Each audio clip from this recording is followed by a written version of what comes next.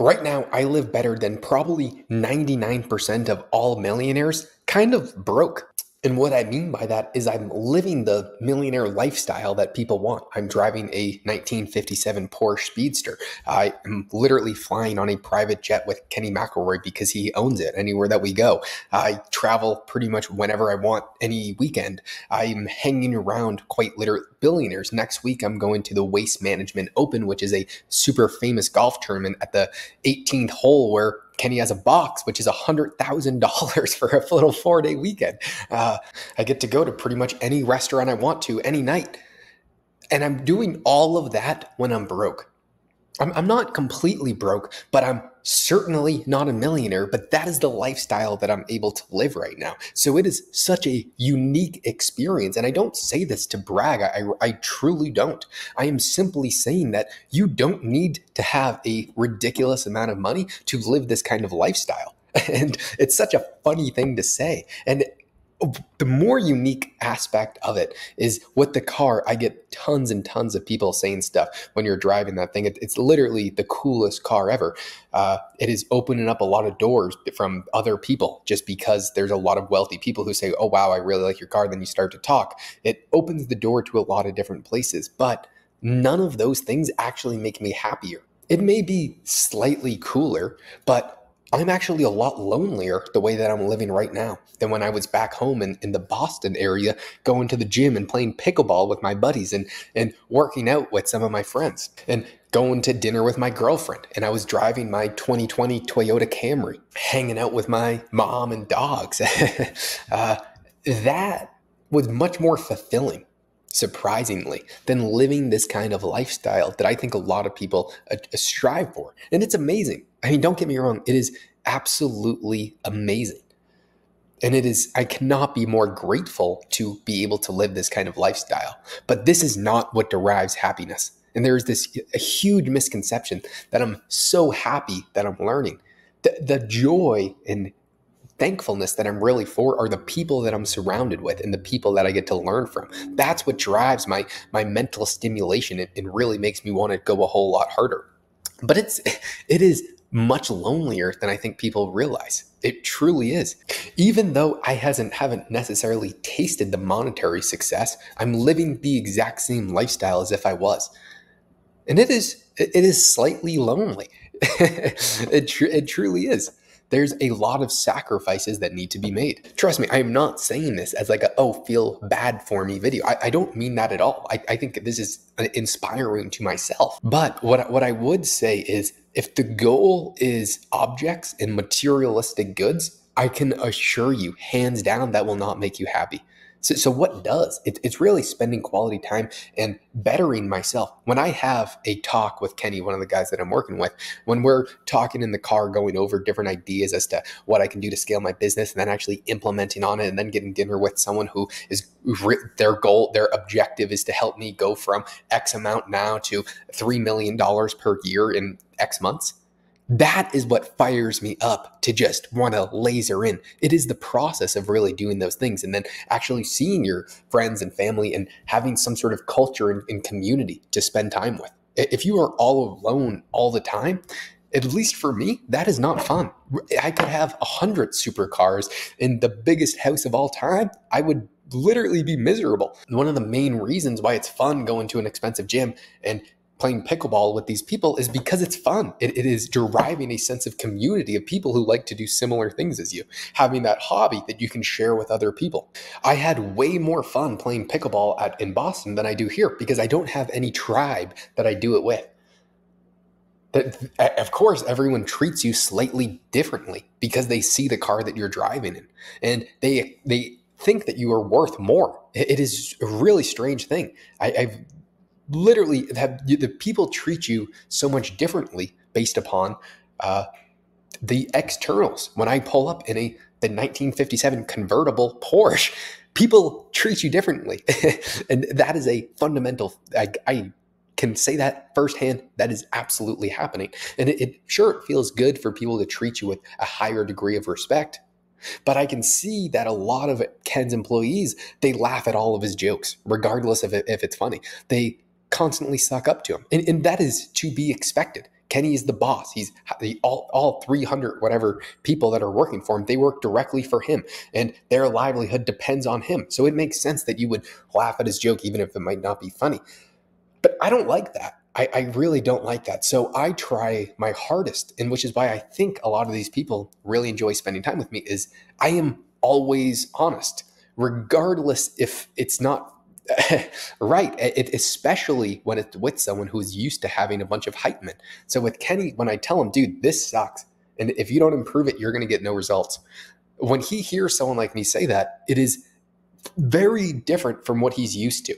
But I'm being honest. I'm giving him a data-based solution that he can have. And then I implement. And then it is on my ass. If I can't figure it out, then I put the pressure on myself. And I am completely okay with that. But they're used to everyone saying, oh, Ken, that was such a great idea. And most of the time they are going to be. I don't want somebody to be hanging around with me that agrees with every single thing that I do. That is just not the way to do it. There's every single day when I have a problem at work, I send a voice message to my buddy Luke and Pam. They do the same thing. Those are the type of people that you need in a similar stance as what you are in. And you can butt heads and you guys can come to a better overall conclusion. So I'm seeing, because I'm surrounded by these people that are ultra successful, that people really do suck up to them. And that I can also experience because I'm living the lifestyle. When you actually come out of the private jet terminal or when you're going there, the people just look at you differently. It's just a fact. When you go into the private jet terminal and you're hopping on a plane, people just treat you better. The pilot treats you better, and on everything. And you really, I think these people get used to it, that everybody always agrees with them. And that, for me, that sucks. I need somebody there saying, dude, you're a fucking idiot. And Kenny has those people because he's in this group called YPO, which you need to be making $10 million a year and have over, I think, 100 employees. And at first it's EO, Entrepreneurs Organizations, then Young President Organization. And so I would love to be able to join a group like that of people in your area that are doing the same economic numbers and the same business tasks. So then you guys can butt heads and come to a better conclusion about what really needs to be done.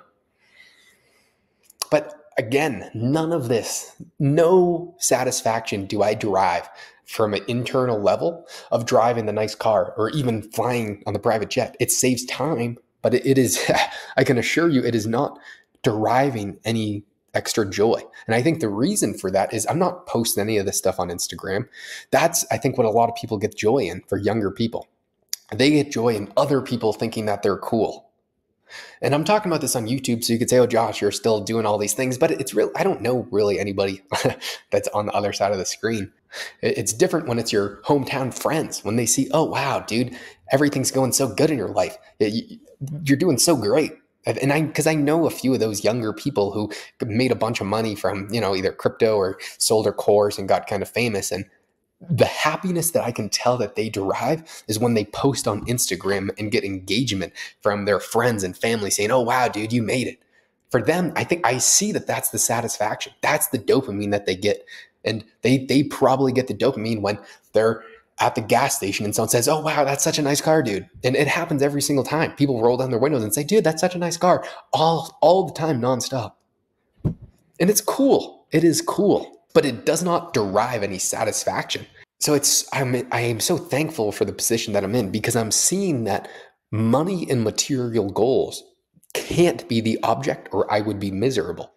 So I need to find different goals. I do love scaling a business and growing it and then meeting like-minded people that can help you grow further. For me, I find a ton of satisfaction deep within my core of that. And I know when I work very, very hard one day, my satisfaction levels are almost infinitely higher than any other time.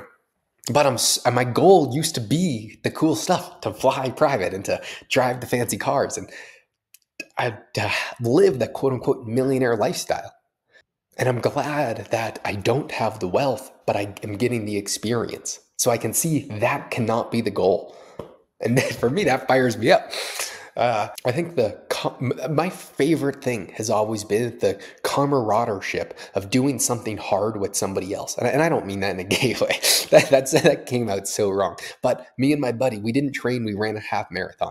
It was super hard, but that is such a deep level of camaraderie and respect between each other, or training MMA when I was in Colombia, going every single day and getting my ass kicked by these Colombians, just destroying me in MMA.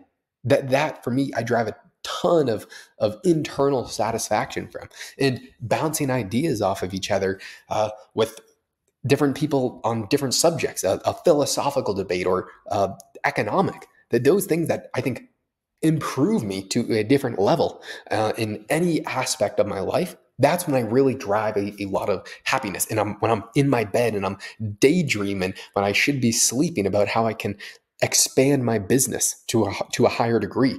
And I'm also happy that I can see the people who just derive happiness from the wealth that they have, they are miserable. They are absolutely miserable and usually lonely. And that is the complete opposite of what I would want in my life. And I'm able to see this firsthand at such a young age. So right now, I am living better than, I would say, probably 99% of all millionaires. It's just the situation that I'm in, and it is incredible. But I can assure you that the materialistic the goals, if that's what you have, they probably won't make you happy unless you've always wanted this dream car for whatever reason, and if it had some sort of personal value to you and that you really love it, and then you get it, and then you're probably happy for about a week driving, and then you want something else. I think the relationships are really what matter at the end of the day. Those are the people that I see that are the most satisfied with their life. But don't get me wrong, it is super cool. Just not the only thing that you should probably want, or at least not the only thing that I want.